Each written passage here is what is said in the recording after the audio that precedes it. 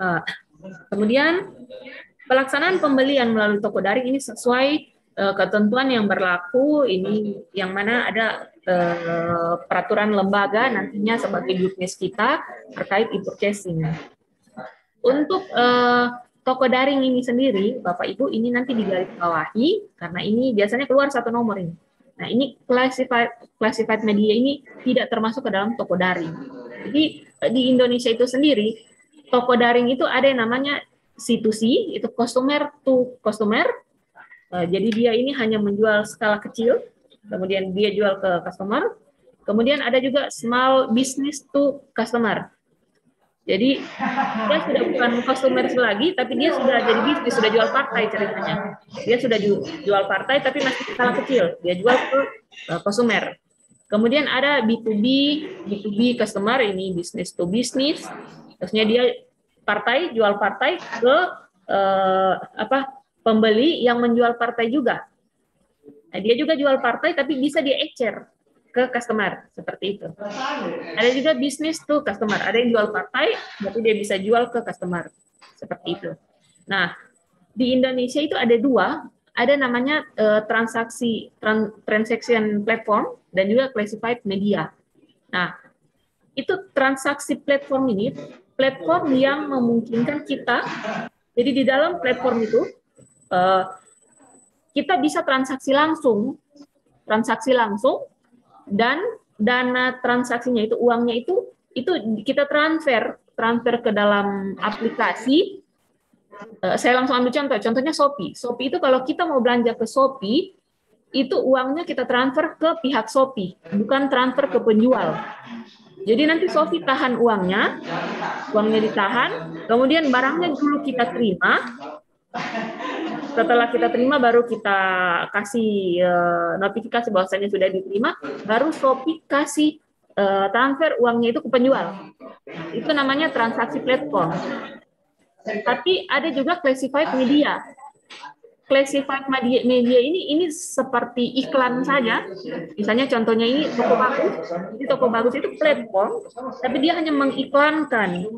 Dia mengiklankan ada barang yang ini, atau di rumah www.rumah123.com itu, jadi dia mengiklankan rumah, tapi transaksinya tidak dilakukan di dalam aplikasi.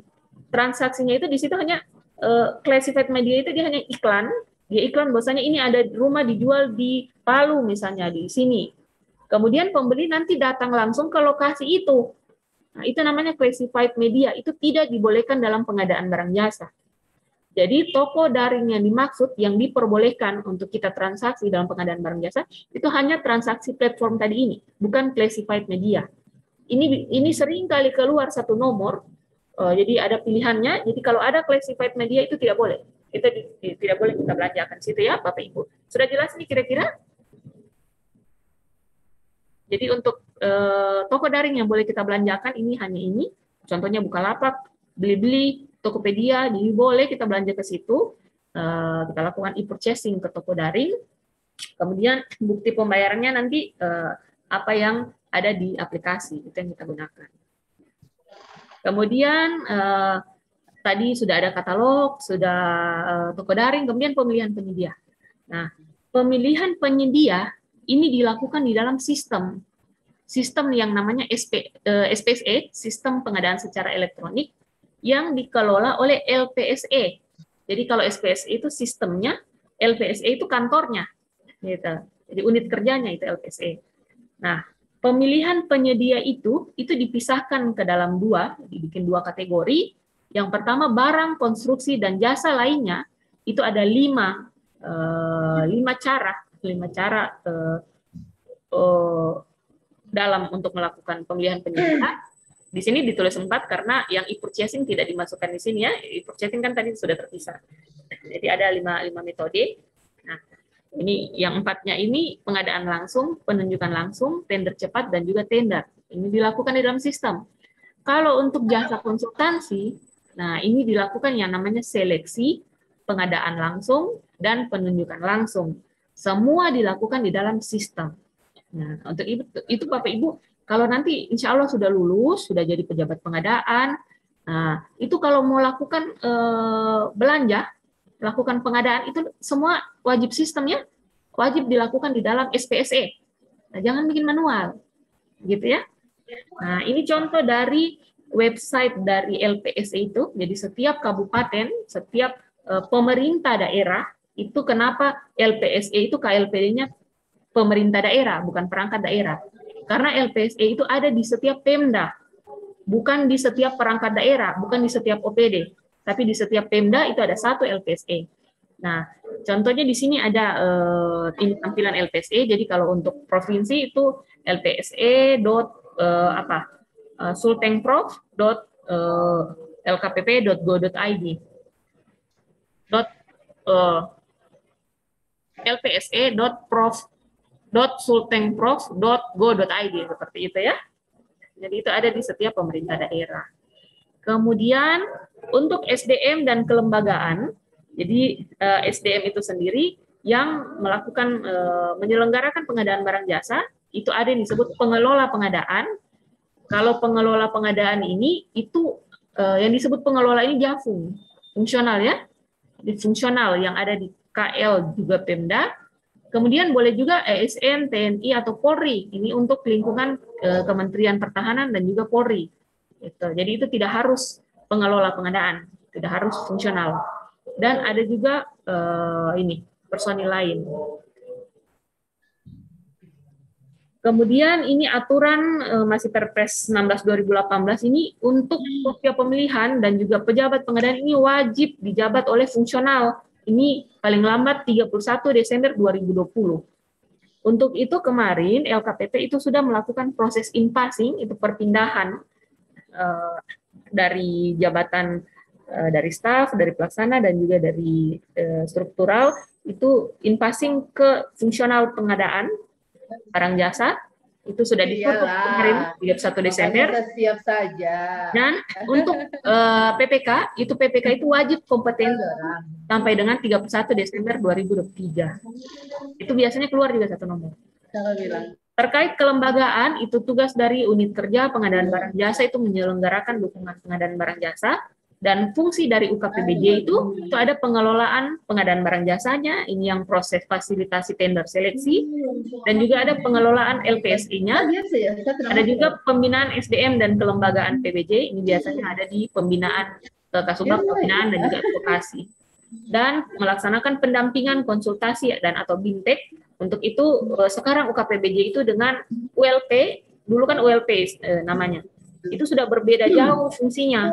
Kalau dulu ULP itu memang istilahnya tukang tender, tapi kalau UKPBJ itu bukan hanya tender, tapi juga melakukan proses sosialisasi, pendampingan, workshop, dan lain sebagainya.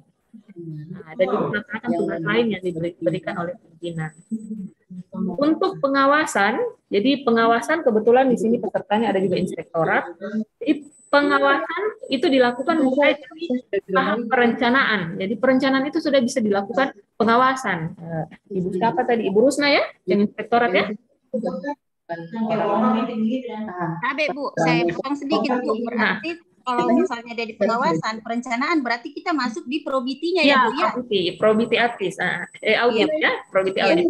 Jadi sekarang ini sudah ada yang namanya probiti audit itu kalau dulu pengawasan PBJ itu nanti sudah terakhir, sudah selesai proses pengadaan baru diperiksa di audit. Kalau sekarang tidak, dari tahap perencanaan itu sudah ada yang namanya probiti audit. Nah, kemudian pada saat tahap persiapan dan pada saat tahap pelaksanaan. Proses pengadaan itu dimulai dari perencanaan, persiapan, pemilihan penyedia, pelaksanaan kontrak, dan juga serah terima. Ini semuanya wajib dilakukan pengawasan oleh APIP. Kemudian pengawasan yang dilakukan itu meliputi, nah jadi ini, yang pertama value for money tadi itu terpenuhi atau tidak. Jangan-jangan kalau tender yang dimenangkan yang harga terendah, padahal dia tidak value for money. Jadi ini yang paling pertama. Yang kedua, kepatuhan terhadap peraturan. Yang ketiga, pencapaian tingkat komponen dalam negeri, kemudian penggunaan produk dalam negeri, pencadangan dan peruntukan paket untuk usaha kecil, dan pengadaan berkelanjutan. Cara pengawasannya itu melalui audit oleh APIP, melalui review, pemantauan, evaluasi, dan ada yang namanya whistleblowing system yang diadakan oleh LKPP. Jadi sini pengaduan ini langsung ke sini aplikasi ini. Kemudian terkait dengan sanksi ini juga sering keluar di soal.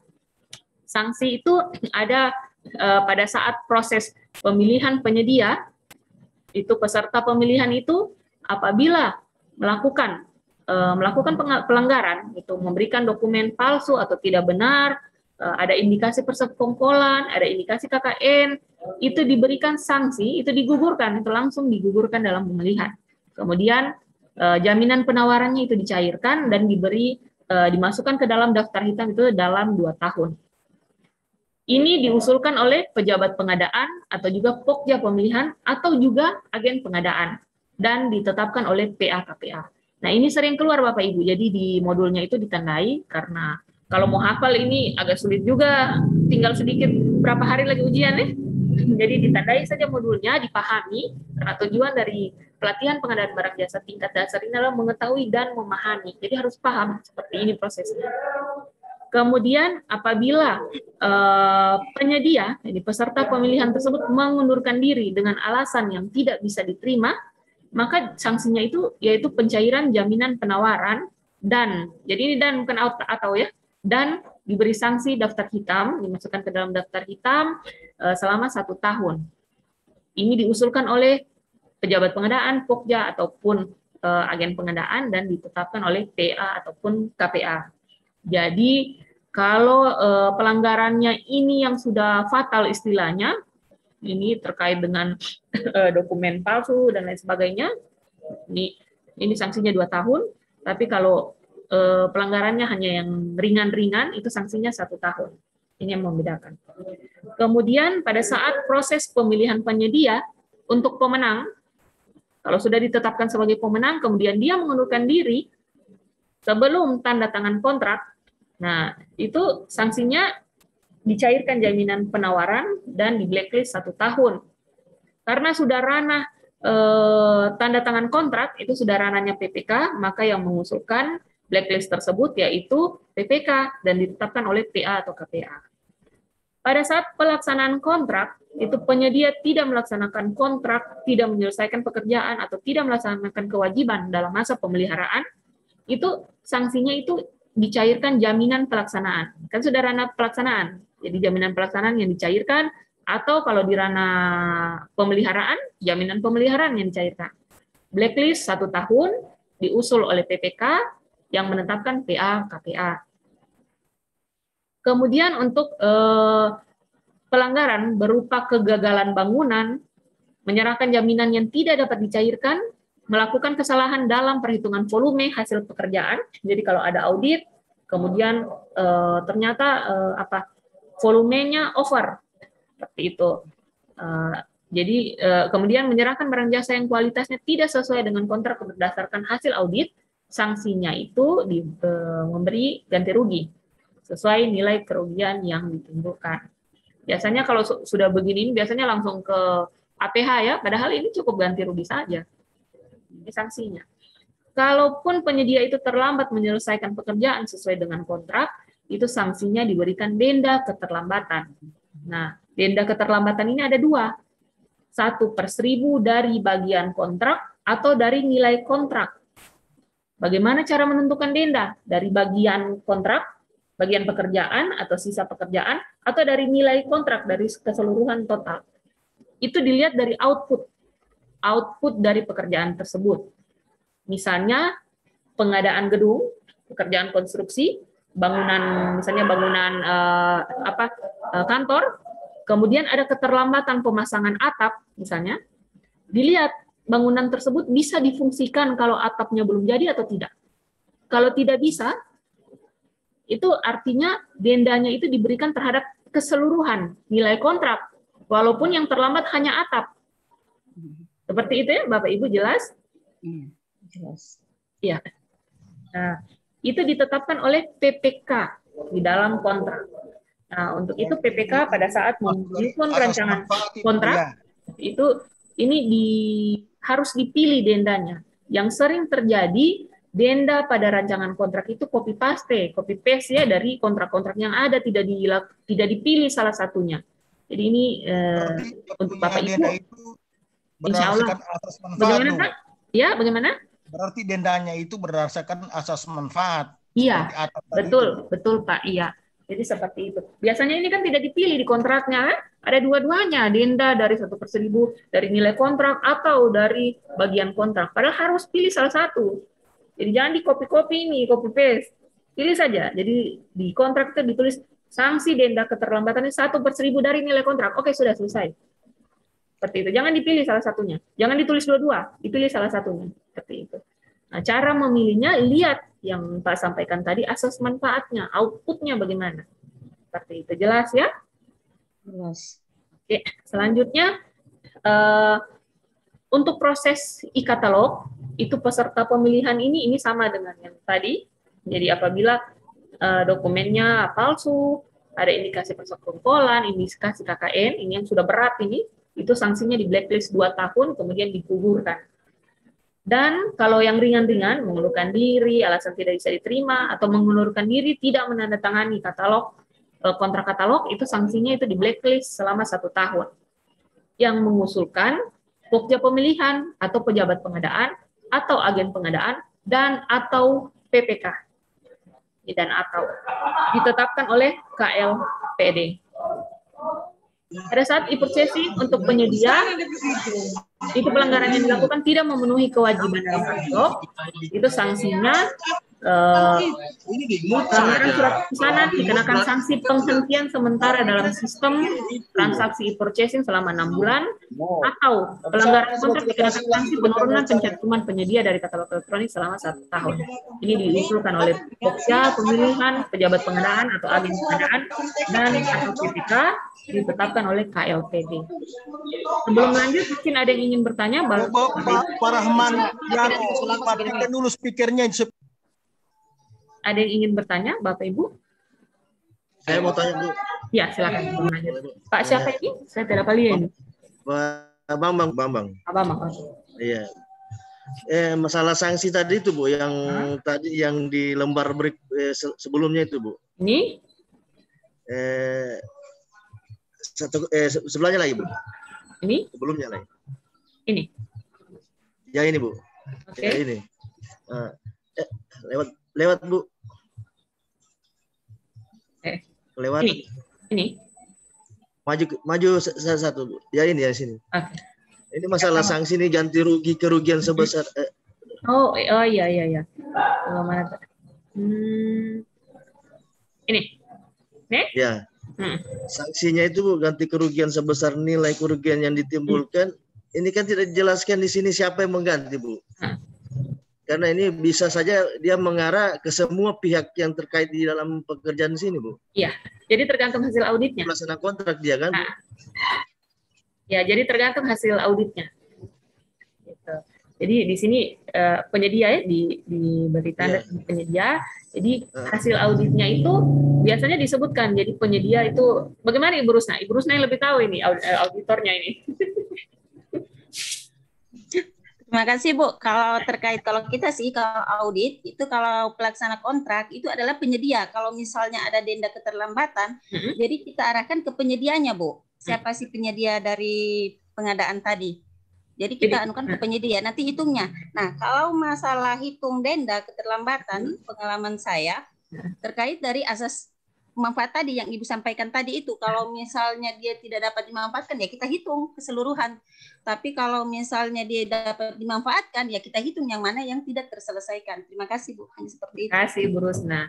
Ya, jadi tergantung hasil audit. Kalau hasil auditnya itu ke penyedia berarti penyedia yang ganti rugi. Tapi kebanyakan pengalaman auditor ini, kebetulan ada auditor sini Ibu Rusna, itu ke penyedia arahnya. Kecuali mungkin di ranah HPS-nya over begitu, Ibu. Tapi kan tetap penyedia yang dibayarkan ini kan penyedia sudah terima uang ceritanya, jadi uangnya itu dikembalikan oleh si penyedia yang sudah menerima ini. Benar, Bu. Seperti itu. Oke. Ada lagi, Pak Bambang atau yang lain?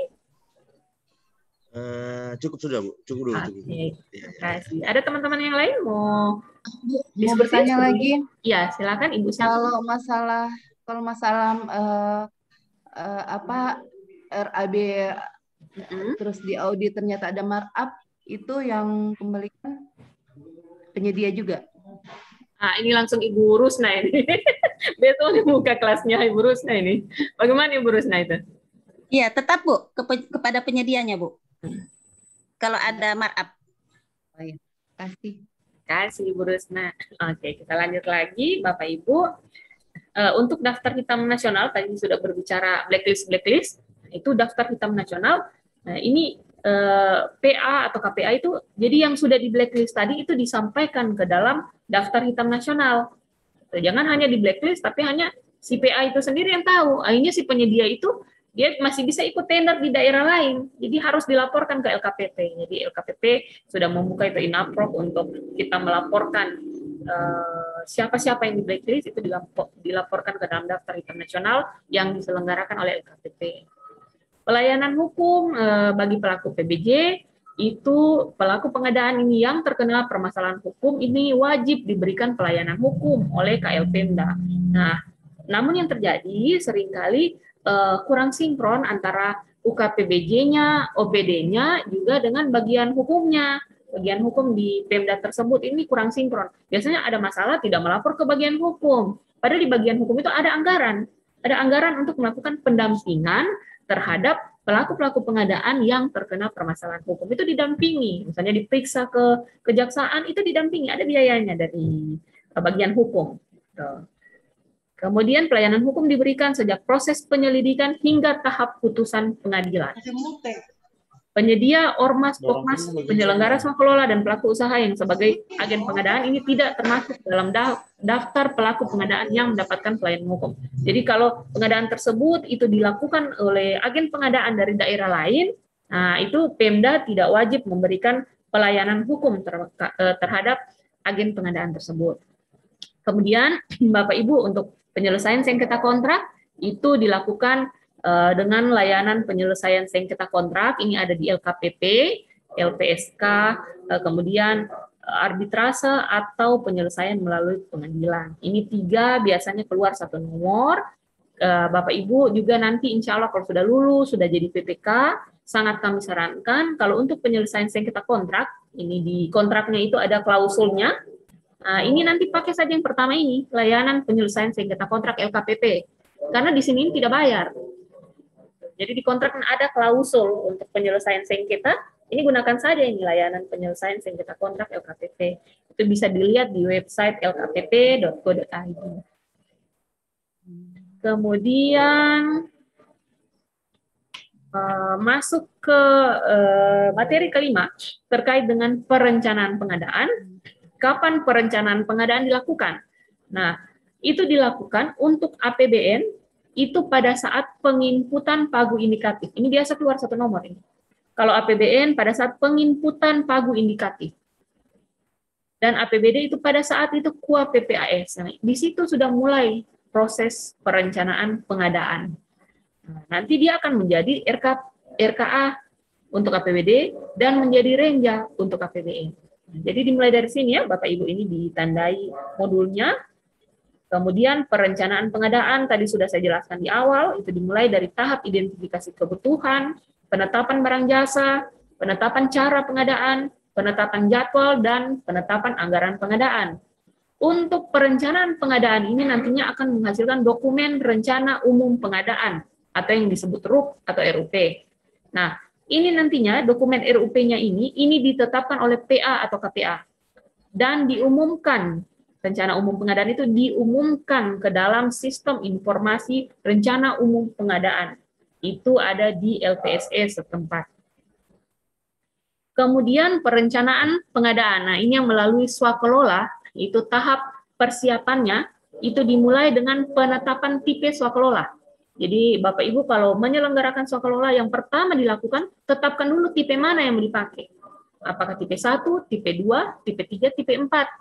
Jangan lupa 4 tipenya ini harus ditahu apa itu tipe 1, apa itu tipe 2, apa itu tipe 3, apa itu tipe 4. Karena itu keluar di soal di Bapak Ibu. Jarang sekali ini tidak keluar, pasti keluar ini. Yang pertama itu tipe 1 itu dilaksanakan, direncanakan, dikerjakan, dilaksanakan, dan diawasi oleh instansi pemilik anggaran. Itu tipe 1. Nah, tipe 2 direncanakan, dilaksanakan, diawasi oleh direncanakan dan diawasi oleh instansi pemilik anggaran, tapi yang melaksanakan instansi lain, KLPD lain. Itu tipe 2. Jadi yang rencanakan dan awasi instansi kita, tapi yang melaksanakan instansi lain. Tipe 3 itu oleh ormas, organisasi masyarakat. Sama dengan tipe 2, yang rencanakan dan yang awasi instansi kita, tapi pelaksananya ormas. Beda halnya dengan tipe 4. Tipe 4 itu Pokmas, kelompok masyarakat. Itu baik yang rencanakan, yang melaksanakan, yang awasi oleh Pokmas itu. KLPD fungsinya apa? Instansi kita hanya menetapkan sasaran. Jadi tadi ada pertanyaan dari Ibu Risti, siapa yang membuat RAB swakelola? Nah, otomatis yang membuat ada tim penyelenggara swakelola itu. Tapi dilihat lagi, apakah dia tipe 1, 2, atau 3.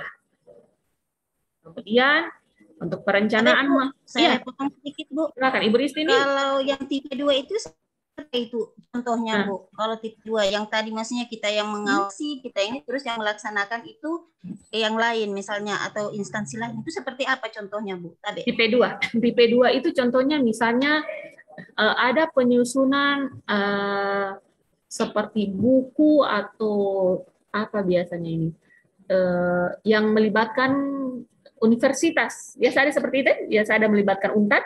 Nah, itu tipe 2 berarti. Masuk tipe 2. Oh, berarti itu buku seperti kajian. BOS ya, Bu ya? Bukan kayak BOS ya, Bu? BOS. BOS yang bagaimana ini, BOS? Maksudnya kayak pendidikan, Bu. Misalnya mereka yang merencanakan, mereka yang ini, terus yang melaksanakan itu misalnya dari instansi lain, begitu. Instansi lain, instansi mana kalau BOS? Misalnya begini, Bu. Kan, terus yang merencanakan begitu. Itu kan maksudnya jenisnya kayak swakelola begitu, bisa, Bu? Iya, bisa swakelola. Tapi kalau dinas pendidikan kemudian yang melaksanakan sekolah-sekolah, itu masih masuk dalam satu ininya, dalam satu apa? Kayak rumah sakit tadi kan, Dinkes PA-nya, KPA-nya. Bagaimana? Oh, jadi apa Ibu contohnya kalau yang tipe 2, Bu? Supaya kita ada gambaran. Jadi contohnya biasa tipe 1, tipe 2, tipe 3 dan tipe 4, oh ada perbedaan. Contohnya biasanya ini pembuatan aplikasi.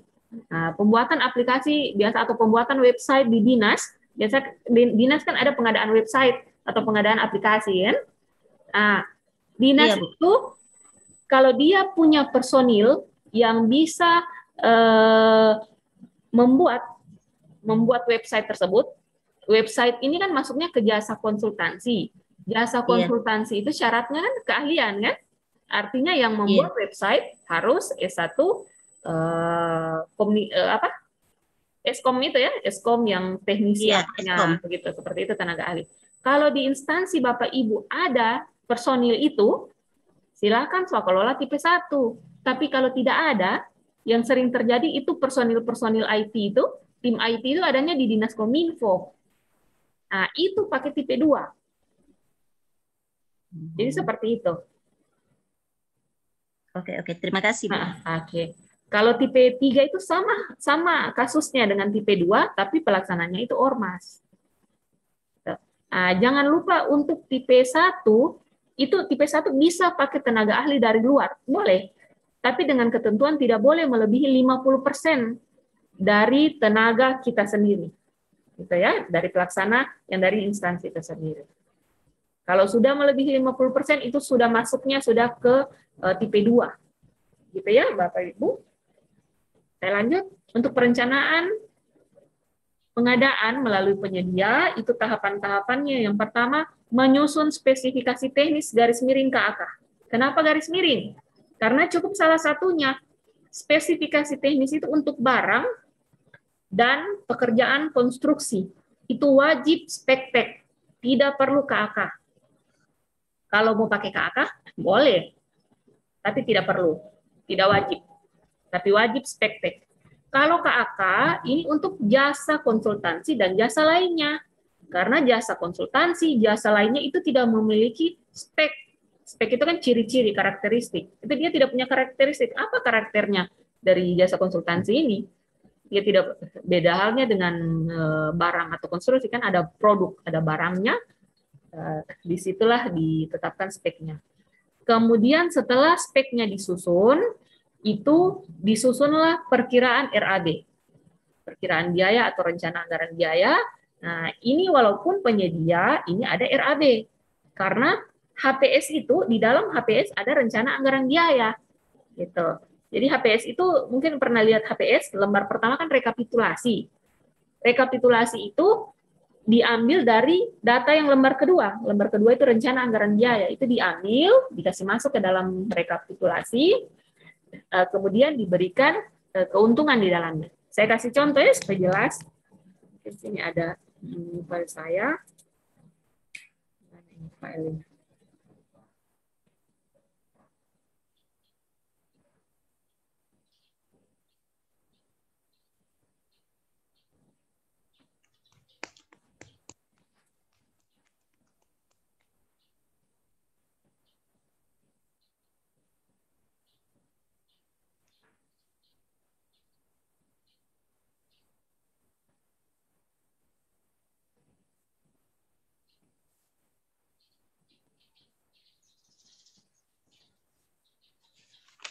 Nah, ini contoh.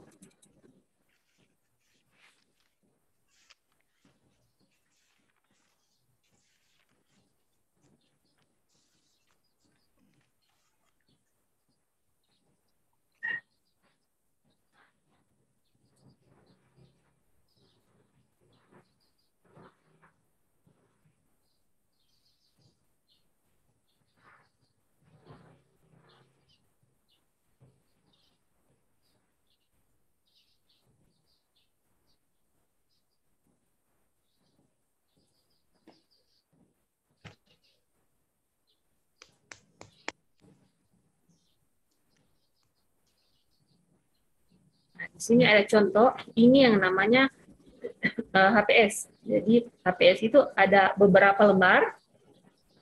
Saya ambil saja contoh lembar kedua. Lembar keduanya ini. Bisa dilihat ya Bapak Ibu, rencana anggaran biaya. Bagaimana? Belum ada gambarnya, Bu. Oh, belum ada. Ya, masih hitam.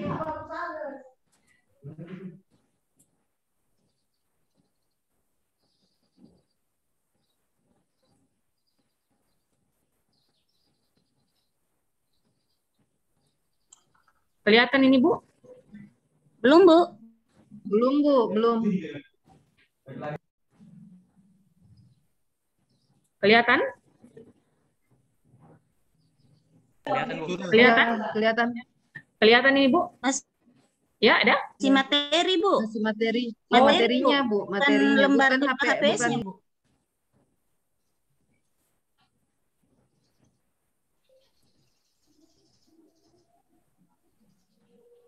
Oh, tidak mau dia kayaknya ini.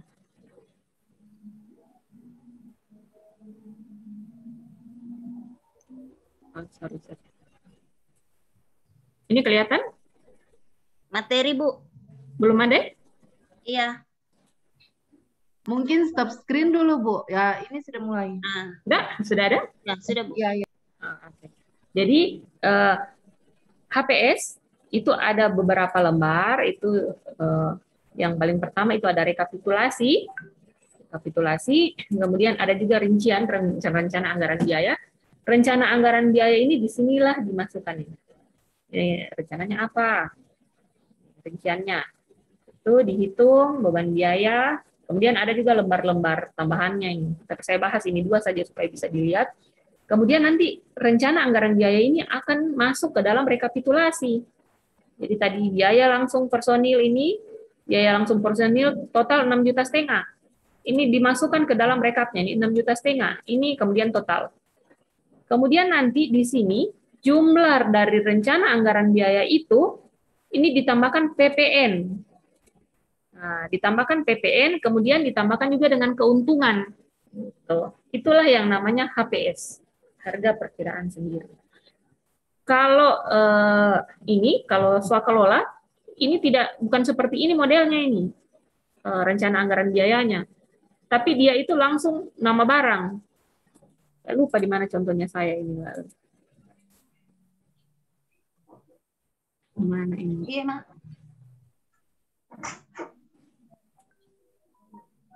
Yes.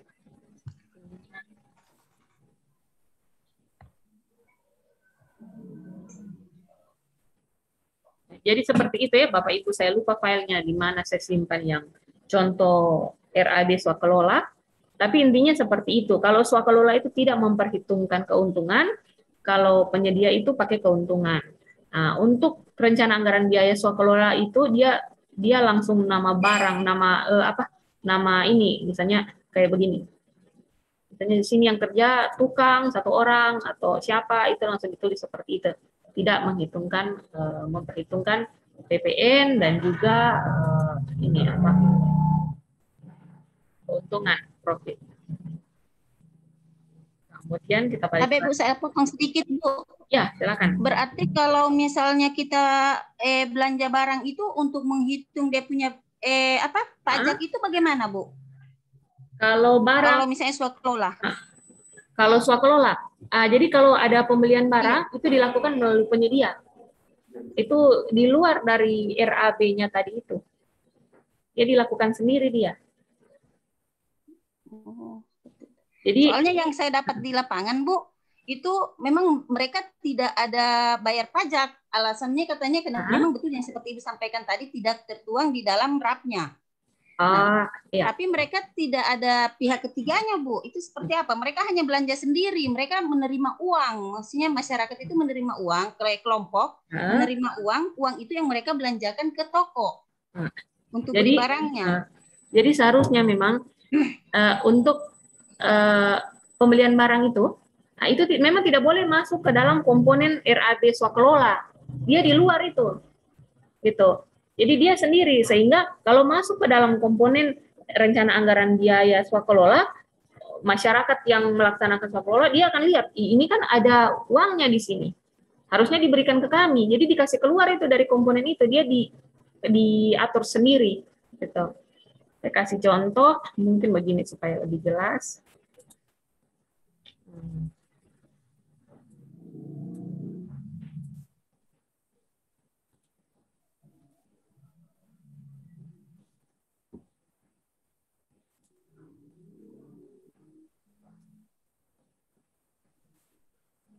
Jadi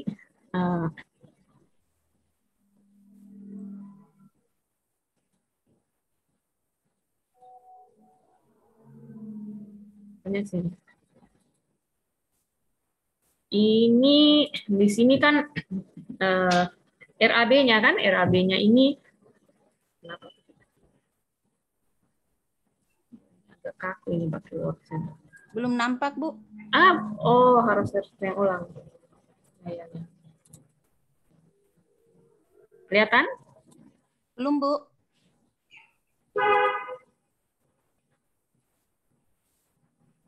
Kelihatan? Belum Bu. Belum.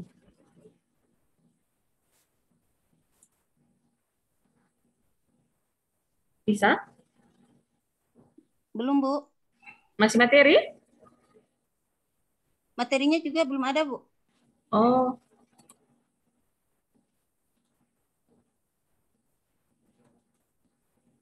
Ini kelihatan? Belum ada Bu.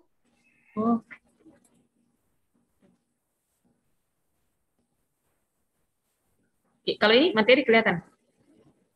Iya, kelihatan Bu. Sudah balik ke materi saja.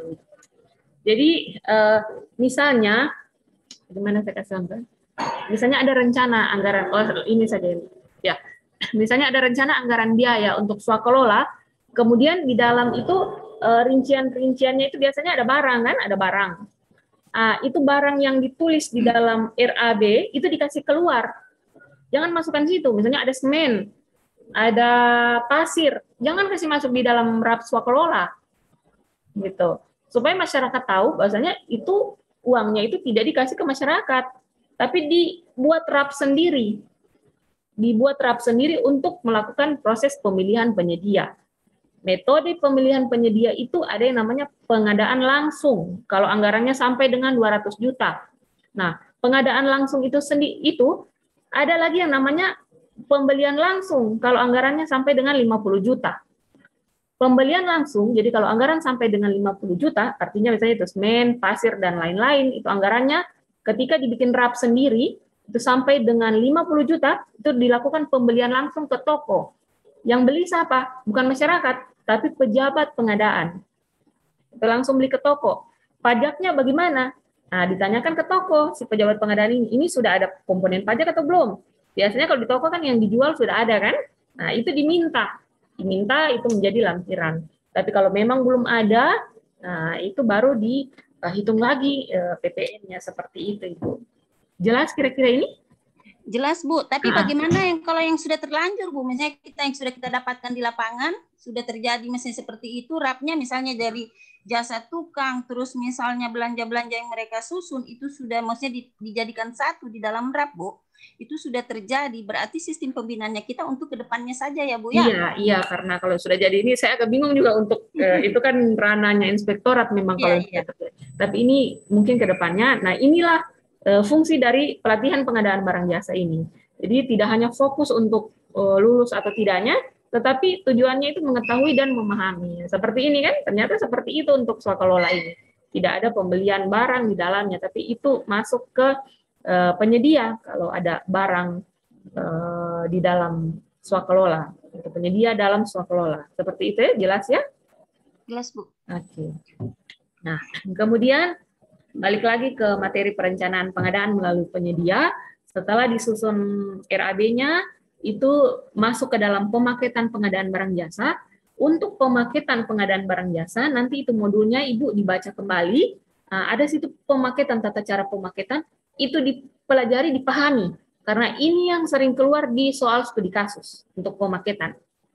Ya, jadi yang mana dilarang, yang mana boleh, yang mana harus dilakukan, itu ditandai, dipahami, dibaca-baca ulang-ulang. Oh, ini boleh, ini tidak boleh. Nanti kalau ada yang kurang dipahami, nanti chat saja di grup, nanti kita bahas bersama. Karena itu yang sering keluar pada saat studi kasus, di soal bentuk ketiga yang skornya paling tinggi.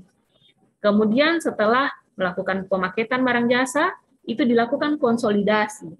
Konsolidasi ini, PA, pengguna anggaran itu bisa mengkonsolidasi paket-paket yang ada di KPA-nya. KPA ini biasanya kan kabit-kabit kan? Jadi mungkin di bidang A, bidang B, bidang C, mungkin ada semuanya itu ada pengadaan ATK. Masing-masing belanja ATK. Itu dikonsolidasi jadi satu, kemudian dilihat anggarannya. Total anggarannya untuk 3 bidang ini ATK, misalnya yang masing-masing ada 5 juta, 10 juta, berapa juta, itu ternyata totalnya itu di atas 200 juta ketika sudah dikonsolidasi. Nah, itulah dilakukan tender. Gitu. Jadi fungsi PA itu melakukan konsolidasi. Gitu.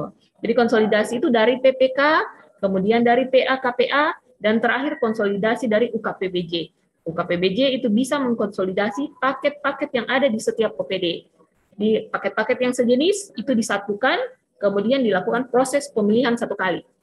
Gitu. Tapi nanti kontraknya balik lagi masing-masing, silakan. Cuma proses pemilihannya yang dikonsolidasi seperti itu.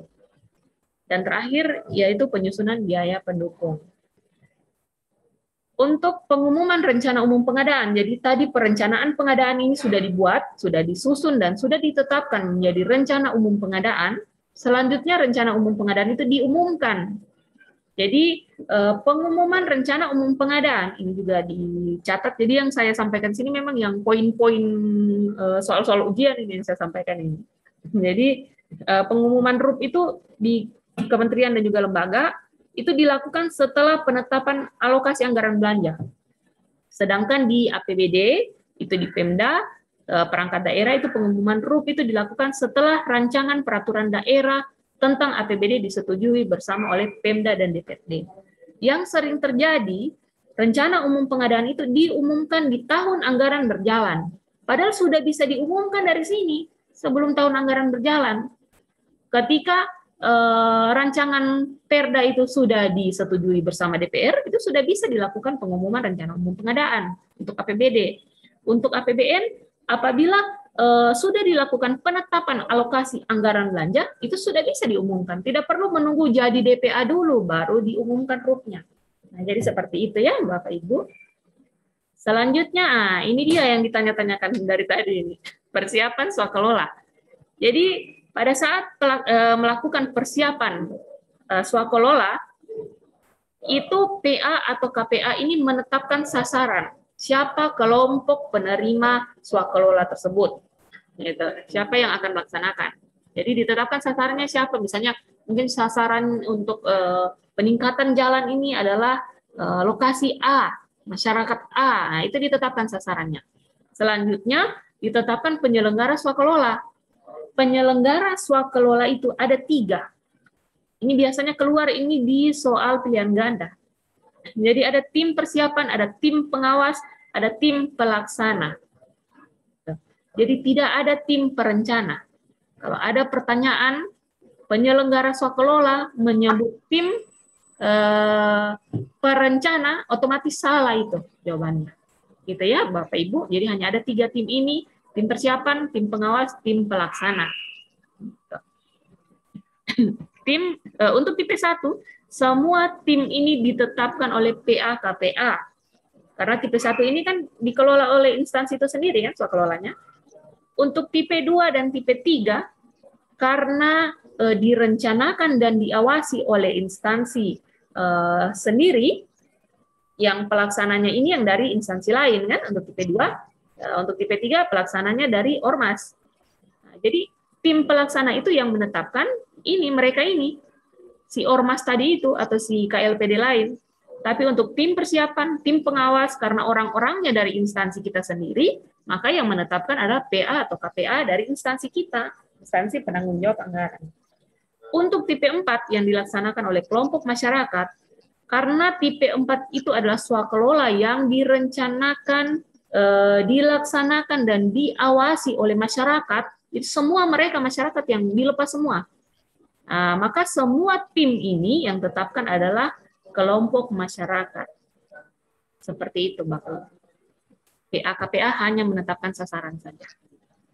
Rencana kegiatan, jadwal pelaksanaan RAB ditetapkan oleh PPK dengan memperhitungkan tenaga ahli, peralatan, bahan tertentu yang dilaksanakan dengan kontrak tersendiri.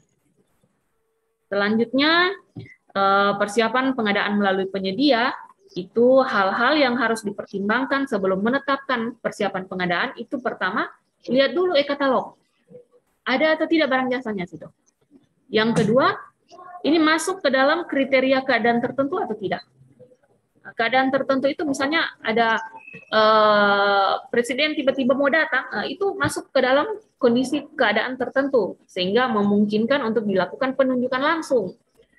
Atau misalnya ada keadaan tanggap darurat, biasa ada bencana atau dan lain sebagainya, dan ditetapkan sebagai keadaan tanggap darurat. Nah, itu masuk ke dalam kondisi keadaan tertentu yang memungkinkan dilakukannya penunjukan langsung. Gitu. Kemudian lihat lagi nilai paketnya. Nilai paketnya berapa?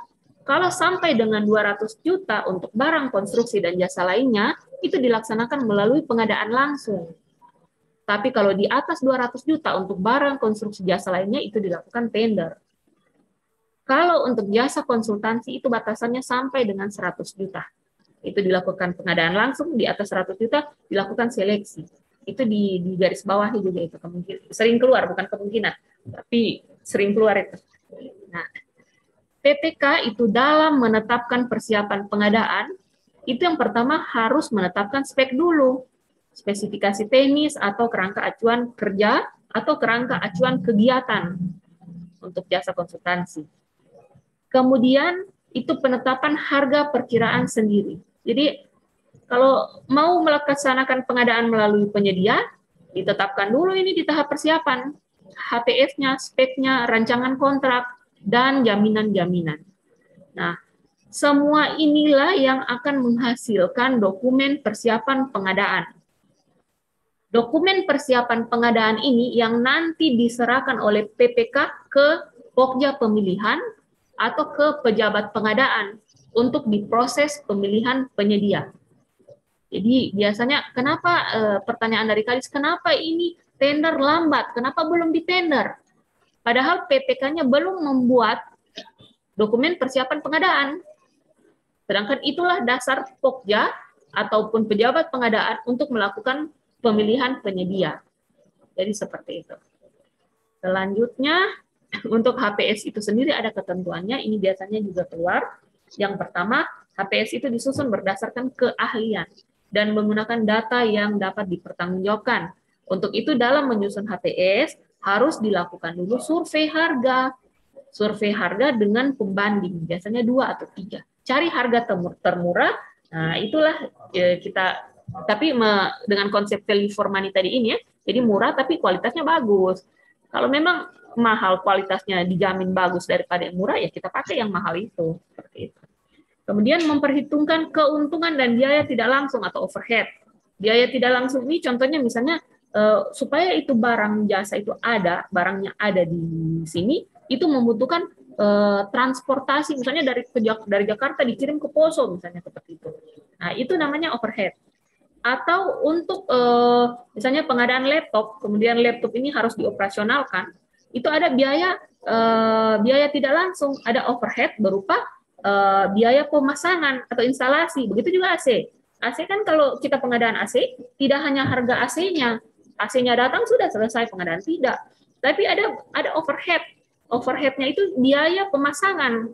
Biaya pemasangan AC, ada juga biaya kabel-kabelnya, dan lain sebagainya. Itu namanya overhead. Gitu.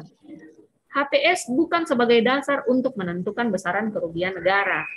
Gitu. Karena HPS ini, semahal apapun harga di dalam HPS itu, dia akan terkoreksi. Akan terkoreksi apabila Pokja ataupun pejabat pengadaan melakukan review HPS sebelum memulai proses pemilihan penyedia. Nah, itu saringan pertama itu, dilakukan review. Saringan kedua, kalaupun HPS-nya itu masih mahal, tapi proses pemilihannya dilakukan secara benar, itu akan terkoreksi harganya. Gitu. Sehingga HPS itu bukan sebagai dasar untuk menentukan besaran kerugian negara. HPS itu sendiri itu diwajibkan untuk anggaran di atas 10 juta. Jadi kalau sampai 10 juta itu tidak perlu HPS, dan untuk e-purchasing itu barang jasa kalau ada di katalog tidak perlu membuat HPS. Gitu. HPS ini disusun paling lama 28 hari kerja sebelum batas akhir pemasukan dokumen penawaran. Nah, jangan kita tendernya bulan April, susun HPS-nya tahun kemarin. Nah, itu 28 hari ya, supaya harganya yang terbaru. Gitu. Total HPS nanti ini adalah hasil perhitungan HPS ditambah dengan PPN, yang tadi saya sudah kasih lihat gambarnya. Kemudian nilai HPS itu bersifat terbuka dan tidak bersifat rahasia. Nilai HPS itu totalnya ya. Sedangkan rincian HPS-nya itu rahasia. Itu tidak boleh dibuka. Karena rahasia supaya orang menawar. Gitu. Kalau tidak rahasia, orang sudah tahu harganya gini. Buat apa dilakukan tender? Seperti itu ya. Kegunaan dari HPS, nah ini poin-poinnya Bapak Ibu yang untuk ujian nanti. Yang pertama, menilai kewajaran harga penawaran dan kewajaran harga satuan, menetapkan batas tertinggi penawaran. Jadi kalau ada HPS-nya, misalnya HPS-nya 230 juta, nah, itu batas tertinggi penawaran. Kalau ada yang menawar di atas HPS, artinya gugur. Dan menetapkan besaran jaminan pelaksanaan. Jenis kontrak itu dibagi ke dalam 2, barang, pekerjaan konstruksi, jasa lainnya ada 5 jenis kontrak, jasa konsultansi ada 3 jenis kontrak. Nah, ini diperhatikan Bapak Ibu. Untuk barang konstruksi jasa lainnya, itu ada namanya kontrak lumsum. Kontrak lumsum itu semua resiko itu sepenuhnya ditanggung oleh penyedia. Dan berorientasi kepada keluaran pembayaran didasarkan kepada tahapan produk. Jadi kalau ada kontraknya lumsum, kemudian pembayarannya itu dilakukan secara bulanan, nah itu kurang tepat. Jadi kalau kontraknya lumsum itu pembayaran itu dilakukan per output atau sub output. Jadi ditentukan outputnya mungkin 30% sudah jadi ininya, misalnya bangunan rumah, atau sudah jadi lantainya ya itu dibayarkan sekian persen. Itu namanya sub output. Kemudian ada juga kontrak harga satuan, yaitu apabila volume pekerjaan ini masih bersifat perkiraan. Jadi kalau Bapak Ibu dalam menyusun pengadaan barang jasa, kemudian menyusun kontrak itu nanti ada namanya penetapan jenis kontrak. Kalau memang volume itu belum bisa diukur, nah, pakailah kontrak harga satuan. Kemudian pembayaran berdasarkan hasil pengukuran, misalnya pembangunan tanggul. Pembangunan tanggul misalnya kita ukur 100 meter. Nah, tapi ternyata pada saat pembangunan itu nanti tanggulnya itu mungkin tanahnya ada yang bergeser atau dan lain sebagainya, itu volumenya itu tidak akan tetap, jadi masih bersifat perkiraan. Itu kita gunakan kontrak harga satuan. Sehingga ketika melakukan pembayaran, bukan yang ada di kontrak itu yang kita bayar, tidak, tapi berdasarkan hasil pengukuran. Berbeda halnya dengan kontrak lumsum tadi. Kalau kontrak lumsum, apa yang ada di kontrak, volumenya, itu yang harus dibayar. Nah, makanya biasanya ini auditor, kalau kontraknya lumsum, kenapa masih melakukan pengukuran kembali ya? Tidak perlu ya. Jadi itu hanya berlaku untuk kontrak harga satuan, gitu, untuk ukur-ukur lagi, CCO lagi ke kontrak harga satuan. Kemudian kontrak gabungan lumsum dan harga satuan, ini gabungan keduanya, ada di kegiatan dalam satu rencana anggaran biayanya, ada kegiatan yang lumsum, ada juga yang harga satuan, itu digunakanlah kontrak gabungan. Kemudian ada kontrak terima jadi atau turnkey, itu apabila jumlah harga pasti dan tetap, pembayaran dapat dilakukan berdasarkan termin, dan kontrak payung ini untuk e-katalog. Itu barang jasa yang belum dapat ditentukan volume dan atau waktu pengirimannya pada saat kontrak ditandatangani. Untuk jasa konsultansi ada 3 jenis kontrak. Yang pertama itu lumsum, sama dengan yang tadi. Ada kontrak waktu penugasan, ini untuk jasa konsultansi pengawasan.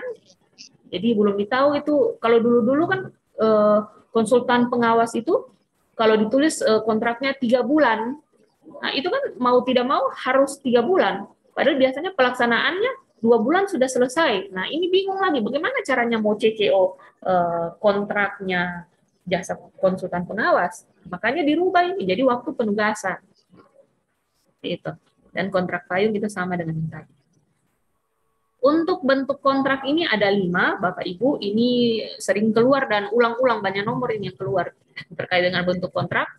Yang perlu dipahami, kalau anggaran untuk barang dan jasa lainnya nilainya sampai dengan 10 juta, cukup pakai bukti pembelian atau pembayaran. Ini biasanya nota. Nah, makanya kalau mau belanja mungkin apa ATK atau apa di Shopee atau di mana, di toko daring, ada notanya itu yang dari aplikasi, nah cukup pakai itu saja.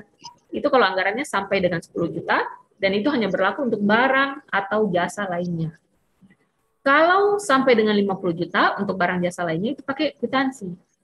Nah, kemudian untuk barang jasa lainnya, sampai dengan 50 juta sampai dengan 200 juta, digunakanlah SPK. Nah, tapi berbeda dengan pekerjaan konstruksi. Pekerjaan konstruksi itu dari nilai berapapun sampai dengan 200 juta itu pakai SPK. Begitu juga jasa konsultansi. Dari nilai berapapun sampai dengan 100 juta itu pakai SPK. Tidak bisa pakai kwitansi. Kenapa?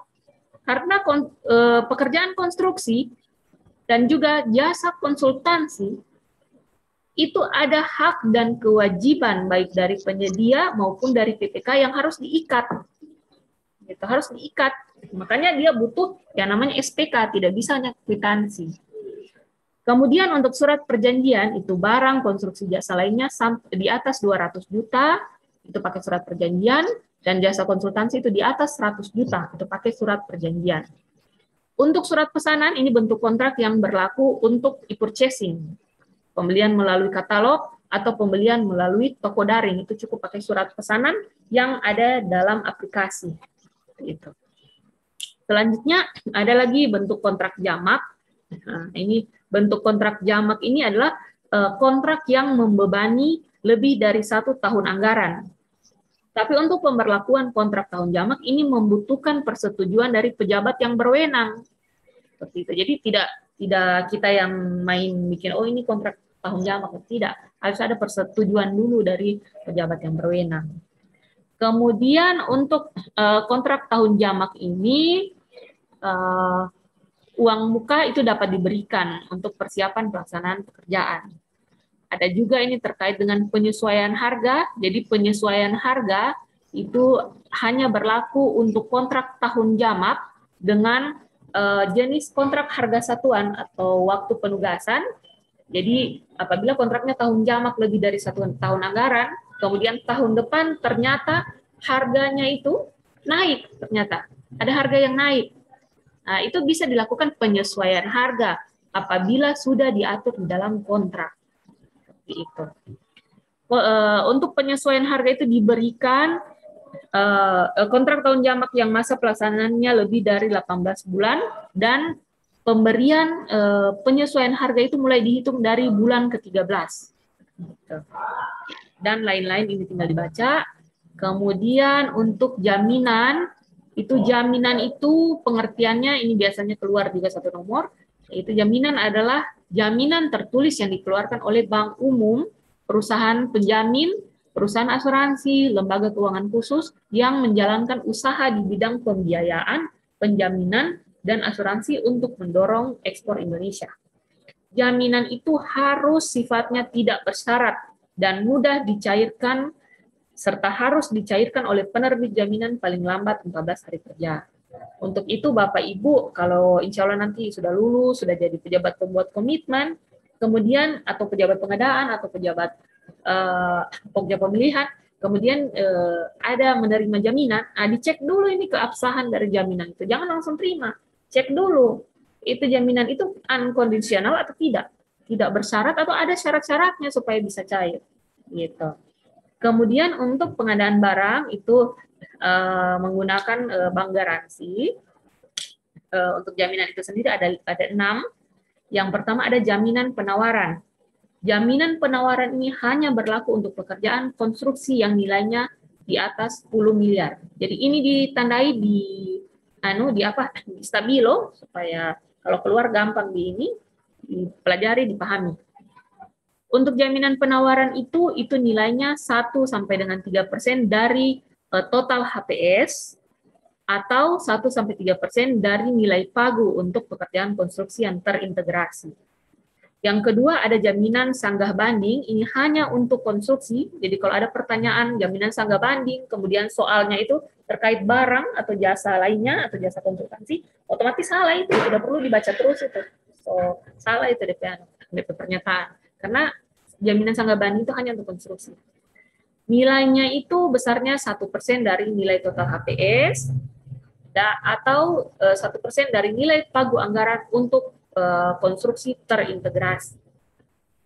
Kemudian untuk jaminan pelaksanaan ini untuk semua jenis pengadaan barang, konstruksi, jasa lainnya, kecuali e-purchasing. Dan jasa lainnya bila aset penyedia itu sudah dikuasai oleh pengguna. Nilai dari jaminan pelaksanaan ini adalah 5% dari nilai kontrak apabila kontraknya itu penawarannya wajar. Penawaran wajar adalah penawaran yang diberikan oleh penyedia yang nilai penawarannya itu di atas 80% dari HPS. Itu 80% ke atas. Tapi kalau di atas 80% ya, tapi kalau nilai penawarannya itu, besar penawarannya itu sebesar 80% dari HPS ke bawah, nah itu sudah dikatakan sebagai penawaran tidak wajar. Untuk penawaran yang tidak wajar, itu jaminan pelaksanaannya itu sebesar 5% dari nilai total HPS. Jadi bukan dari nilai kontrak, nilai total HPS. Kemudian ada juga yang namanya jaminan uang muka. Jaminan uang muka itu ada 3 besarannya. Yang pertama maksimal 30% untuk usaha kecil, untuk barang, konstruksi, jasa lainnya, atau maksimal 20% untuk non-kecil. Non-kecil ini yang nilai anggarannya itu di atas 15 miliar sekarang kalau Perpres 12 2001. Tapi Perpres 16 2018 itu masih dibatasi sampai dengan 2,5 miliar. Kemudian untuk kontrak tahun jamak itu maksimal 15%. Jaminan pemeliharaan itu besarnya 5% dari nilai kontrak. Kemudian jaminan sertifikat garansi itu khusus untuk barang. Selanjutnya, tahapan persiapan pemilihan penyedia itu ada 5 tahap. Jadi pada saat melakukan persiapan pemilihan penyedia, inilah yang akan dilakukan oleh Pokja.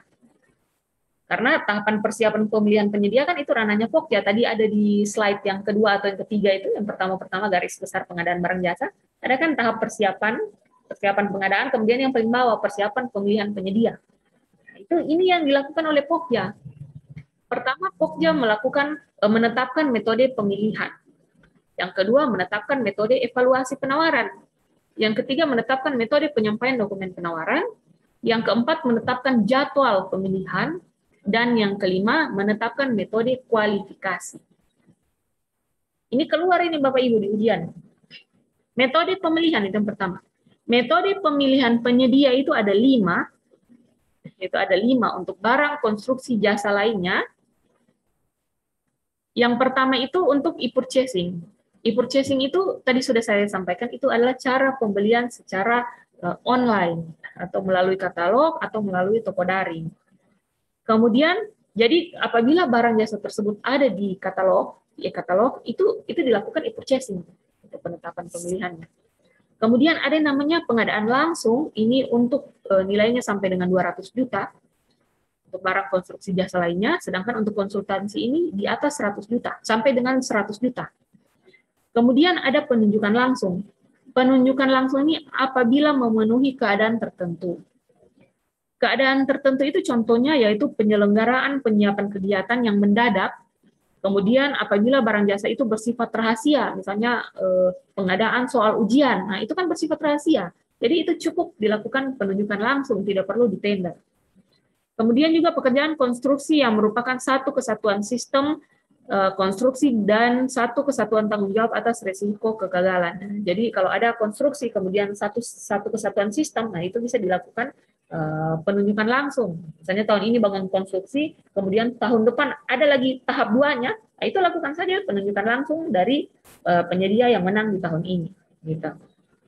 Selanjutnya, barang konstruksi jasa lainnya yang hanya dapat disediakan oleh satu pelaku usaha.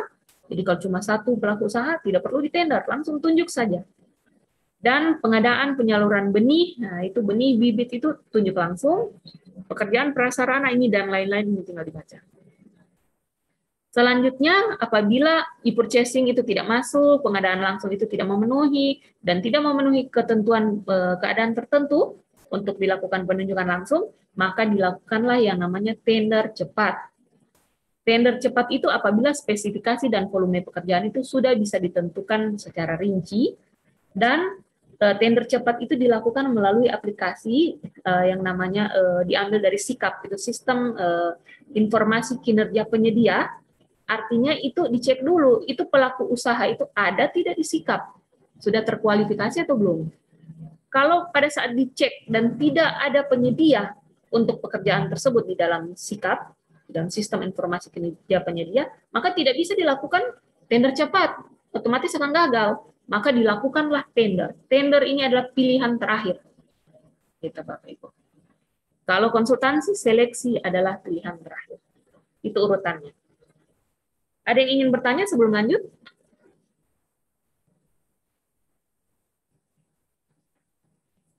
Ibu, saya kembali ke Bu, masalah KAK dengan HPS.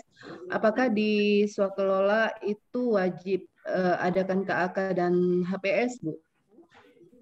Oh, kalau swakelola tidak perlu HPS, cukup RAB saja, rencana anggaran biaya.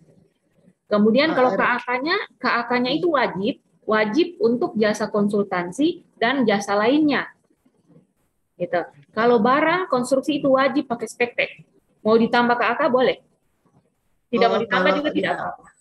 Ya. Yang penting masih bisa diadakan gitu. Iya, iya bisa. Ya. Ada lagi? Kalau mengenai RAB-nya berarti ada analisanya, ada analisa harga satuannya, betul. Rekapnya, dan RAB-nya. Iya betul. Terima kasih, Bu. Ada lagi? Ada Bu, Tabe Bu, saya terusnya Bu. Silakan. Saya mau tanya sedikit Bu terkait masalah RAP. Kalau misalnya untuk bencana alam, berarti RAP itu dia fleksibel ya Bu? Bisa misalnya kapan bisa dirubah, misalnya kalau dalam keadaan darurat, misalnya kita sudah menyusun RAP, terus tiba-tiba ada misalnya belanja yang sudah tumpang tindih, terus kita mau merubah RAP-nya itu Kak, dalam bentuk BTT ya Bu ya, seperti contoh kayak ini penunjukan langsung ya? Kemarin. Iya, kayak penunjukan langsung kayak COVID kemarin kan. Nah, itu tiba-tiba langsung RAP-nya itu kita mau rubah. Berarti fleksibel bisa ya, Bu ya? Ini rubah pada saat sudah dilaksanakan atau sebelum? Misalnya ada yang sudah terlaksana, Bu. Terus tiba-tiba misalnya barang yang dipesan itu tidak ada. Nah, terus ada barang yang kurang. Berarti RAP itu bisa kita rubah atau seperti apa, Bu? Tade. Kalau terkait barang yang sudah ditentukan spesifikasi teknisnya, itu sudah ditetapkan sebelumnya kan, kemudian ketika pengadaan dirubah, nah itu tergantung lagi. Kalau tender itu kan ada penawaran. Begitu juga dengan penunjukan langsung, walaupun ditunjuk langsung, misalnya ditunjuk langsung penyedia ini yang melaksanakan. Tapi penunjukan langsung itu tidak serta-merta ditunjuk dia langsung kerja, tapi diundang dulu. Penyedia itu diundang, kemudian dia sampaikan penawaran. Nah, jadi dia sampaikan, oh iya saya bisa laksanakan untuk pekerjaan konstruksi ini, rawan bencana ini penawaran saya, gitu. Itulah penawaran itu yang diikat menjadi kontrak.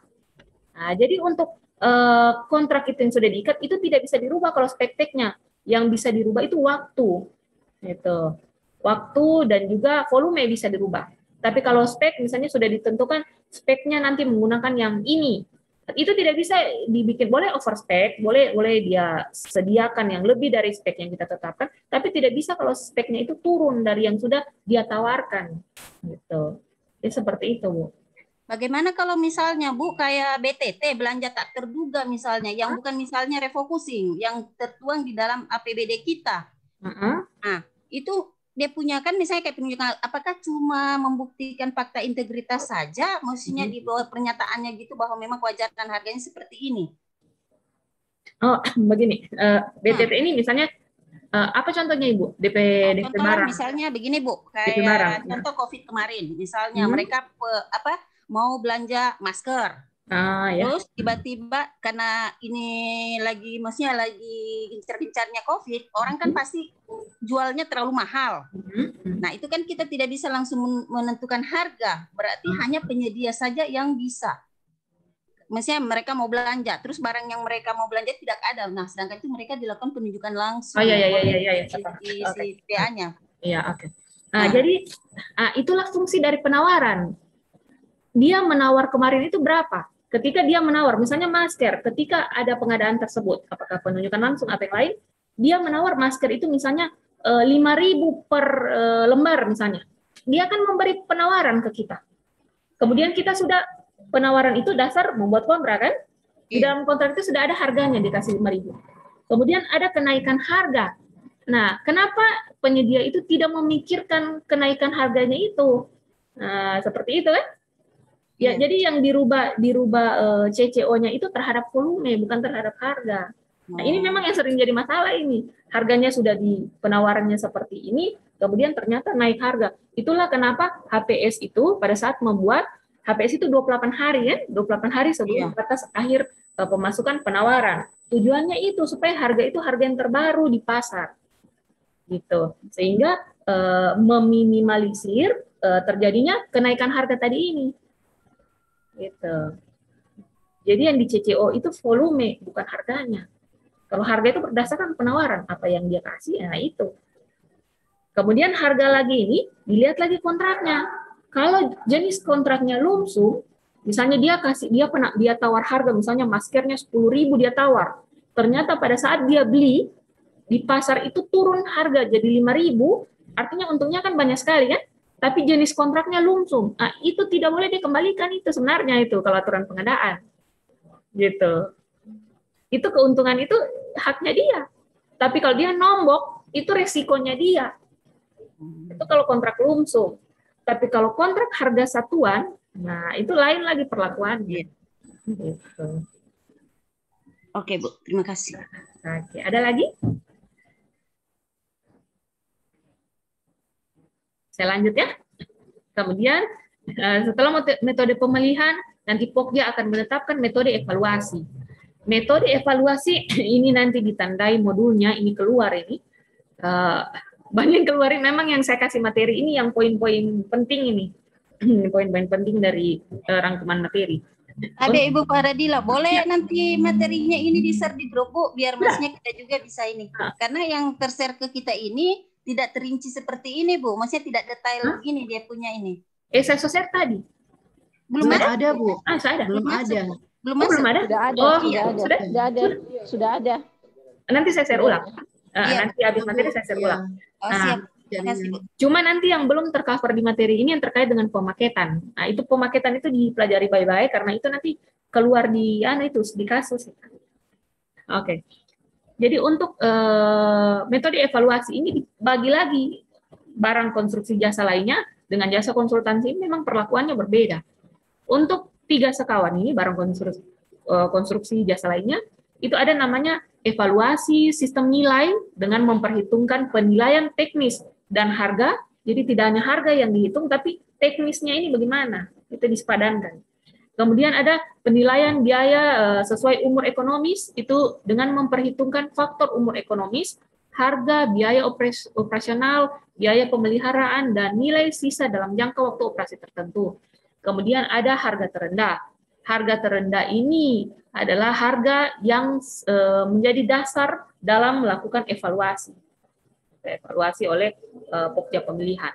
Kemudian untuk jasa konsultansi ini dipahami, ini ditandai supaya kalau keluar soal tinggal buka modulnya, so dikasih selotip-selotip pertanda begitu ya. Yang pertama itu ada kualitas dan biaya. Ini biaya digunakan untuk pekerjaan yang ruang lingkup pekerjaan, jenis tenaga ahli, dan waktu penyelesaian pekerjaan ini dapat diuraikan dengan pasti dalam KAK. Selanjutnya, evaluasi kualitas itu digunakan untuk pekerjaan yang ruang lingkup pekerjaan, jenis tenaga ahli, dan waktu penyelesaian pekerjaan tidak dapat diuraikan dengan pasti dalam kerangka acuan kerja atau untuk pekerjaan penyedia jasa konsultansi per orang. Ini yang melakukan pemilihan ini, penetapan ini, Pokja ini. Pokja yang pilih. Mau pakai yang mana, evaluasi yang mana yang ditetapkan, metode yang mana. Ada juga pagu anggaran dan juga ada biaya terendah. Ini untuk metode evaluasi. Kemudian metode penyampaian dokumen penawaran. Ada namanya 1 file, ada 2 file, ada 2 tahap. 1 file ini digunakan untuk barang konstruksi jasa lainnya yang menggunakan metode evaluasi biaya terendah. Jadi kalau Pokja sudah menetapkan metode evaluasi ini dengan biaya terendah, harga terendah, nah ini dipakailah 1 file. Gitu. Ini biasanya untuk jasa konsultansi, ini biasanya ada di pengadaan langsung dan penunjukan langsung. Itu 1 file. 1 file itu dokumennya itu 1 kali disampaikan. Jadi dokumen penawaran teknis maupun harga, itu dokumen penawaran itu ada 3, ada teknis, ada administrasi, ada teknis, dan juga ada harga. Administrasi itu terkait dengan penyedianya. Bagaimana itu badan usahanya itu? Dia punya NPWP atau tidak? Punya alamat yang jelas atau tidak? KTP dan lain sebagainya, itu administrasi. Ada juga teknis. Teknis itu terkait dengan pekerjaan yang mau disediakan itu, yang mau ditenderkan itu, pekerjaannya bagaimana? Dia teknisnya ada atau tidak persyaratan teknisnya? Misalnya dia sudah pernah melaksanakan kontrak sejenis, nah itu persyaratan teknis itu. Kemudian ada lagi penawaran harga. Jadi ada 3 penawarannya, ada penawaran administrasi, ada teknis, ada harga. Kalau harga kan sudah jelas kan? Itulah yang disampaikan. Kalau 1 file, ketiga penawaran ini sama-sama disampaikan 1 kali upload. Ini. 1 kali upload di dalam SPSC pada saat menawar. Tapi kalau 2 file itu dipisah. Jadi yang dinilai itu terlebih dahulu. Jadi ini 2 file itu memerlukan penilaian teknis terlebih dahulu. Jadi yang penyedia itu penawar pada saat menyampaikan dokumen pemilihan, yang diupload itu hanya administrasi dan teknis. Ini nanti yang akan dievaluasi oleh Pokja. Harganya itu belakangan diupload. Itu namanya 2 file. Dan kalau 2 tahap, itu administrasi dan teknis itu diupload pertama, kemudian tahap kedua nanti berikutnya baru yang dokumen penawaran harganya. Jadi seperti itu. Ini contohnya kalau 2 file dan 2 file itu ada di pemilihan melalui seleksi, kemudian 2 tahap ini untuk pekerjaan yang risiko tinggi. Biasanya di Provinsi Sulawesi Tengah ini kayaknya belum ada ini. Risiko tinggi di konstruksi. Oke, kemudian untuk metode kualifikasi. Nah, metode kualifikasi itu ada 2. Ada pasca, ada juga pra. Pasca itu kualifikasi ini yaitu penilaian. Evaluasi itu penilaian, evaluasi kualifikasi. Kualifikasi ini kualitas dari si penyedianya, baik perusahaannya, badan usahanya, atau juga penawarannya. Itu yang dievaluasi. Kalau pasca kualifikasi, itu dilakukan bersamaan evaluasinya. Gitu. Baik evaluasi administrasi yang tadi, evaluasi teknis, maupun harganya itu dilakukan bersamaan. Kalau prakualifikasi itu dilakukan tidak bersamaan. Dinilai dulu badan usahanya, terakhir baru penawaran harganya. Seperti itu, Bapak Ibu. Nah, kemudian untuk prakualifikasi itu nantinya akan menghasilkan daftar peserta tender untuk barang konstruksi jasa lainnya, dan jasa konsultansi itu daftar pendek peserta seleksi. Jadi kalau prakualifikasi, ini evaluasi kualifikasinya ini agak panjang. Ibaratnya misalnya kita mau mencari rekrutmen pegawai, yang kita nilai lebih dulu itu bukan dia minta gaji berapa, tapi dirinya itu bagaimana. Misalnya kalau kita biasa rekrutmen itu bank itu biasanya berpenampilan menarik atau tidak. Nah, itu namanya evaluasi kualifikasi. Kalau pra itu dia pisah. Dirinya dulu, penampilannya dulu dinilai, terakhir baru bicara berapa dia mau gajinya. Berapa gajinya. Tapi kalau pasca itu satu kali dinilai itu. Dinilai dulu penampilannya bagaimana, nah, terakhir baru gajinya itu berapa. Dia mau berapa, kemudian negosiasi dapat harga berapa. Gitu. Jadi seperti itu ya perbedaan pra dan juga pasca. Kemudian untuk jadwal pemilihan, ini untuk setiap tahapan ini ditetapkan berdasarkan alokasi waktu, ini tinggal dibaca saja modul yang ada. Dan dokumen pemilihan itu ada dua, ada namanya dokumen kualifikasi dan ada namanya dokumen tender, dokumen seleksi, dokumen penunjukan langsung atau juga dokumen pengadaan langsung. Untuk pelaksanaan pengadaan melalui swakelola, nah, ini dimulai dari tahap pelaksanaannya, jadi yang sudah ditetapkan tipe-tipe tadi. Nah, ini tahap untuk tipe 1, itu tipe 1 ini dapat menggunakan pegawai KLPD tersebut atau tenaga ahli dari instansi lain dengan ketentuan yang saya sampaikan tadi, tenaga ahli tidak boleh melebihi 50% dari jumlah tim pelaksana dari instansi itu. Untuk swakelola tipe 2, ini PA atau KPA itu melakukan kesepakatan kerjasama, jadi MOU dulu dengan KLPD lain.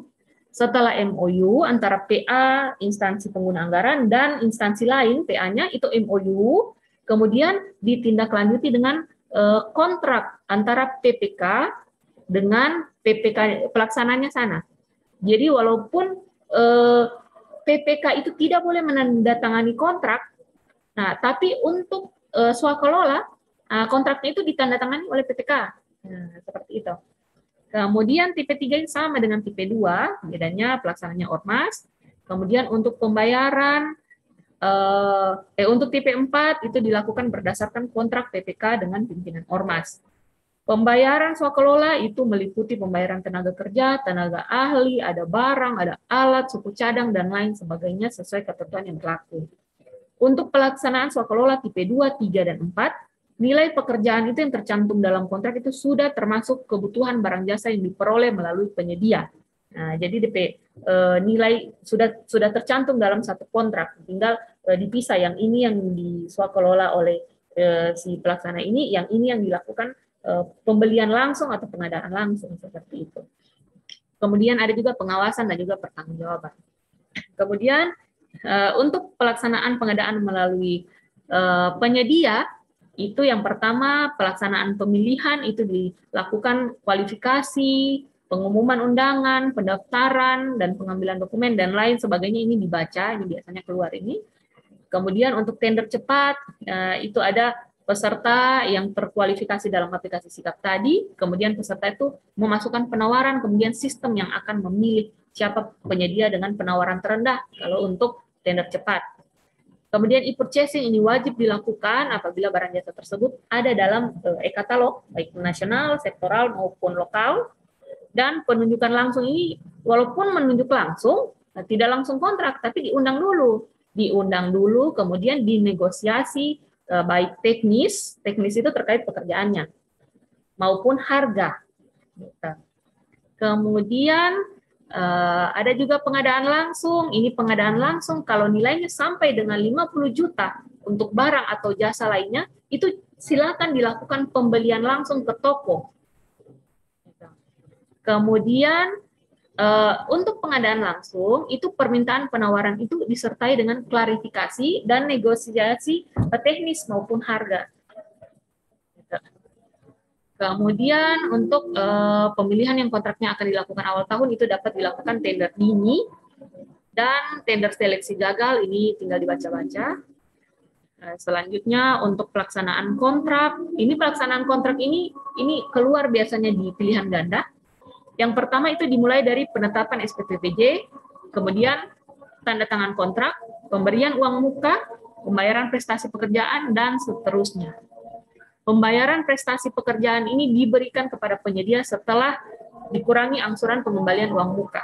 Jadi uang muka itu bersifat pinjaman, itu diberikan apabila sudah diatur dalam rancangan kontrak pengadaan tersebut, diberikan uang muka, kemudian penyedia itu meminta secara tertulis kepada PPK dulu untuk digunakan untuk mobilisasi. Seperti itu. Kemudian perubahan kontrak apabila terdapat perbedaan antara kondisi lapangan dengan gambar itu silakan dilakukan CCO, adendum, kemudian menambah atau mengurangi volume. Jadi yang dilakukan CCO ini adalah volume, jenis kegiatan. Nah, ini spek ini yang ditanyakan tadi Ibu Rusna, ini dimungkinkan apabila memang betul-betul sesuai dengan kondisi lapangan. Itu tadi ya Ibu Rusna. Jadi sesuai kondisi lapangan, bahwasanya memang betul-betul speknya ini sudah tidak ada. Tapi dibuatkan justifikasi teknis dari PPK. Gitu. Kemudian untuk CCO itu, adendumnya ini tidak boleh melebihi dari 10%. Kalaupun sudah lebih dari 10%, nah itu bikin kontrak baru sisanya itu. Itu. Dan untuk perubahan kontrak ini berlaku untuk semua jenis kontrak. Kemudian untuk keadaan kahar ini tinggal dibaca. Penyelesaian kontrak dan serah terima pekerjaan ini adalah tahap akhir dari pengadaan barang jasa pemerintah. Untuk pengadaan khusus ini ada 5, ada penanganan keadaan darurat, pengadaan barang jasa di luar negeri, pengadaan yang dikecualikan, penelitian, dan tender seleksi internasional dengan dana pinjaman luar negeri atau hibah luar negeri. Nah, ini yang terakhir, sudah mau mau azan, mau dilanjut atau bagaimana? Ini tinggal sedikit.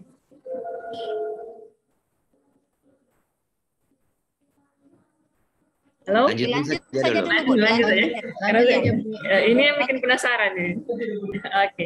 Diperhatikan Bapak Ibu, jadi ini nanti sertifikat barang jasa tingkat dasar yang akan Ibu Bapak terima, miliki. Jadi ini nanti berlogo Garuda ya, tapi tidak untuk jadi jaminan di bank ini Bapak Ibu. Jadi keren sekali nih sertifikatnya.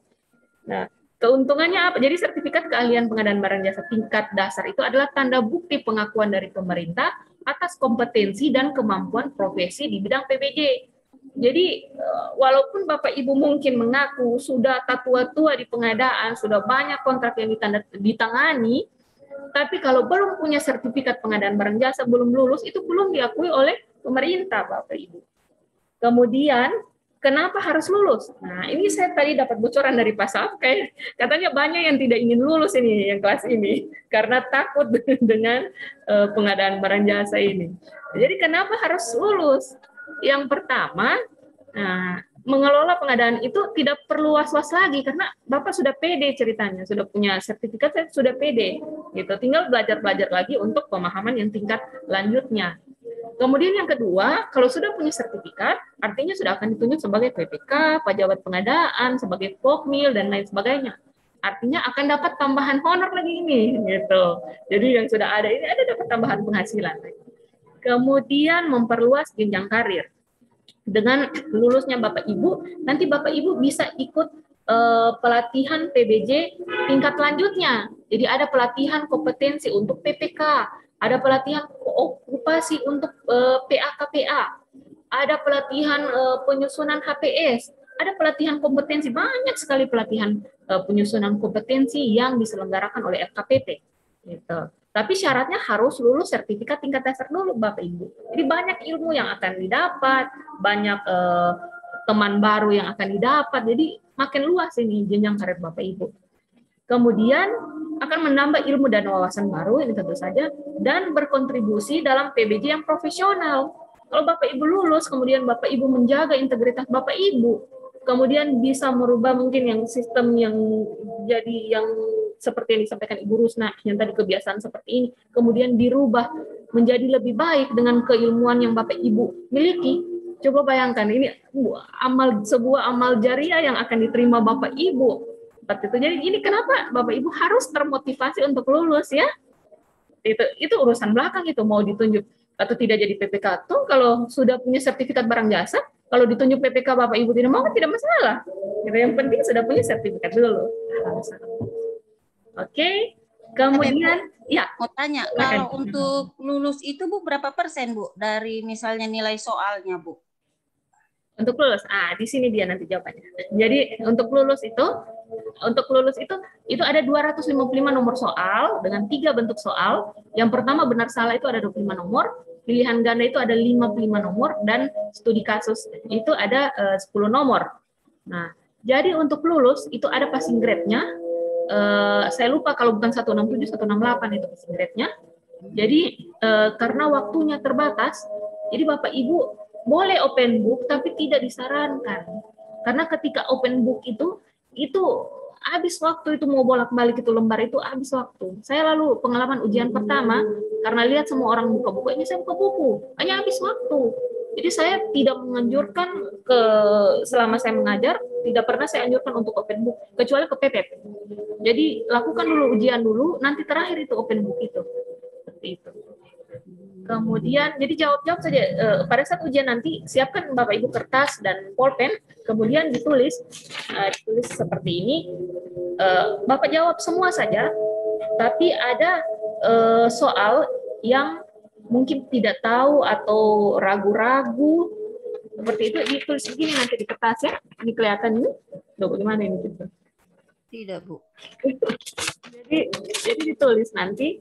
Di kertas itu ditulis, di lembar ditulis, ada bagaimana sudah ini? Nah ini, kelihatan? Kelihatan Bu. Nah jadi di kertas itu nanti ditulis, tidak tahu, ragu-ragu, dibikin kayak kolom begitu sebelum mulai ujian. Jadi ketika menjawab, jawab saja semua. Tapi kalau ada yang betul-betul tidak tahu, kasih masuk di kolom TT tadi itu. Kolom tidak tahu tulis 23. Jadi nomor 23 itu Bapak tidak tahu. Kemudian yang nomor ragu-ragu itu tulis, misalnya nomor 5 ragu-ragu, tulis itu di tabel tadi itu di kolom, tulis 5. Ragu-ragunya itu ditulis juga misalnya C atau D, tulis C garis miring D. Sehingga nanti kalau sudah masih ada waktu untuk buka buku, tinggal langsung buka yang nomor ini, masuk ke yang ragu-ragu dulu, nomor 5, langsung lihat nomor 5, langsung cari nomor 5. Gitu. Kemudian di kode juga, kalau ragu-ragu itu ditulis ragu-ragu di kolom ragu-ragu, tapi ditulis tentang apa? Misalnya ragu-ragu tulis di sampingnya HPS atau RUP atau PPK, supaya ketika selesai ujian kemudian masih ada waktu untuk open book, so tidak baca ulang soal, tinggal buka materi PPK atau materi ini. Makanya modulnya itu nanti dikasih ada selotip warna-warni itu yang ditempel, kemudian ditulis apakah RUP materinya atau PPK atau metode pemilihan, ditulis itu, dikasih tanda itu bukunya. Jadi kalau sok kepepet, semua habis waktu baru buka, gampang dibuka. Tidak perlu buka satu-satu. So ada di pembatas selotip. Jadi seperti itu ya Bapak Ibu. Kemudian tips untuk lulus, karena ini soal ujian ini adalah semua sama dengan apa yang ada di Perpres. Jadi semua yang di Perpres itu yang keluar. Gitu. Jadi pastikan Anda sudah membaca peraturan itu. Perpres 16 2018 itu dibaca tuntas. Gitu. Tidak perlu dihafal, dibaca saja. Kan tujuan pelatihan ini mengetahui dan memahami. Jadi dibaca, ulang-ulang, dipahami. Kalau ada yang belum dipahami, silakan ditanyakan di grup. Nanti saya akan membantu menjawab. Kemudian perbanyak latihan soal. Nah, jadi sudah punya soal latihan-latihan? Sudah Bu, di grup. Oh, sudah ada. Itu nanti di latihan-latihan terus. Kemudian sandingkan dengan waktu, Bapak Ibu. Supaya bisa dinilai. Kemudian siapkan modul yang sudah ditandai tadi. Hafal posisi halaman. Karena sudah baca, kalau Bapak Ibu sudah baca, sudah paham, jadi ketika sudah semua habis waktu, kemudian mau cari itu yang tadi ragu-raguin tentang RUP atau tentang HPS, so ditahu itu HPS ini di buku sebelah mana, so ditahu. Gitu. Apalagi kalau sudah dikasih tanda begitu. Kemudian fokus. Pada saat ujian nanti fokus. Tidak usah mau baku haga kanan, haga kiri, baku kode. Tidak usah Bapak Ibu. Karena ini waktu. Waktu ujian itu waktu berjalan terus. Orang masih mau baku haga, baku kode, tidak usah. PD saja ujian, insya Allah lulus. Itu tipsnya. Manfaatkan sisa waktu. Kalau masih ada sisa waktu, jangan juga karena dibilang PD, so terlalu over PD. Ada sisa waktu, bakuriti itu open book, cari yang mana yang masih kurang. Seperti itu. Nah, cuma juga pengalaman, biasanya ini pengawas, Karena dia bisa monitor dari depan, kan ujian pakai komputer kan di lab. Dia monitor biasanya, oh dia sudah tahu yang ini sudah lulus. Biasanya itu pengawas itu datang badekat sama orang. Dia sudah badekat begitu, kemudian Bapak Ibu masih rubah-rubah lagi jawaban, biasanya sudah lulus malah jadi tidak lulus. Nah, biasanya seperti itu pengalaman, pengalaman terjadi. Kemudian jaga kesehatan tubuh. Jangan juga belajar overdosis, semua besok ujian masih belajar sampai subuh, akhirnya so mangantuk pada saat ujian. Gitu ya, Bapak Ibu. Kemudian pada saat ujian jangan pegang HP, jangan telepon, jangan foto soal. Kecuali nanti sudah terakhir, sudah muncul itu hasil skor lulus, sudah terakhir sekali, baru boleh foto. Tapi nanti sudah terakhir sekali, pastikan yang muncul itu bukan soal. Biasa kan mau muncul itu kan masih ada soal biasa. Biasanya kita foto itu soal, nah itu langsung diskualifikasi Bapak Ibu. Kemudian ini tidak boleh bawa latihan soal. Jadi latihan soal itu walaupun open book, latihan soal tidak boleh dibawa. Yang boleh dibawa buku, modul itu boleh dibawa. Kemudian rangkuman-rangkuman itu boleh dibawa. Materi ini mungkin bisa dibawa, nanti ditanyakan ke pengelola kelasnya nanti. Dan jangan lupa bawa KTP. Karena biar siap lahir batin, kalau KTP lupa di rumah, disuruh pulang ambil ulang. Seperti itu ya, Bapak Ibu. Yang perlu diperhatikan, soalnya ada 90 nomor 1 sampai 25 itu benar salah.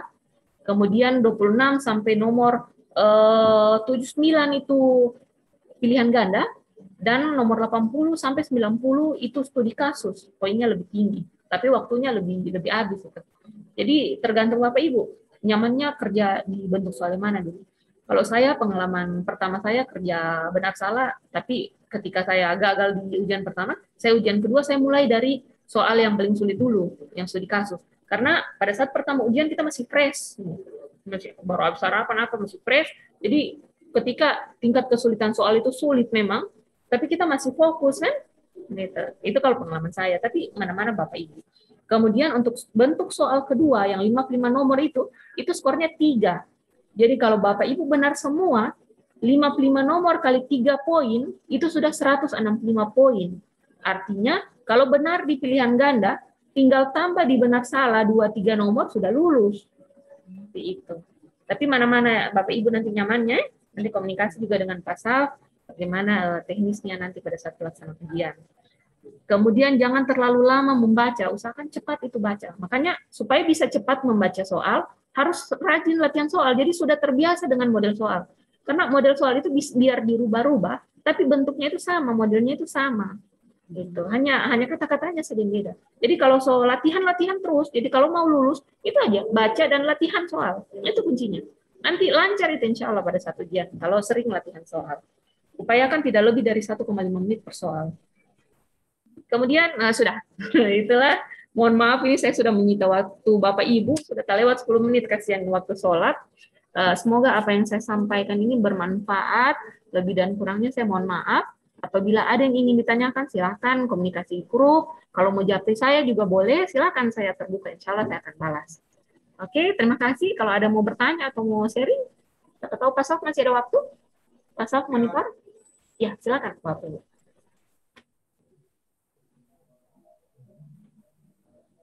Oke, ada monitor rupanya beliau ini, saya kira dia ada.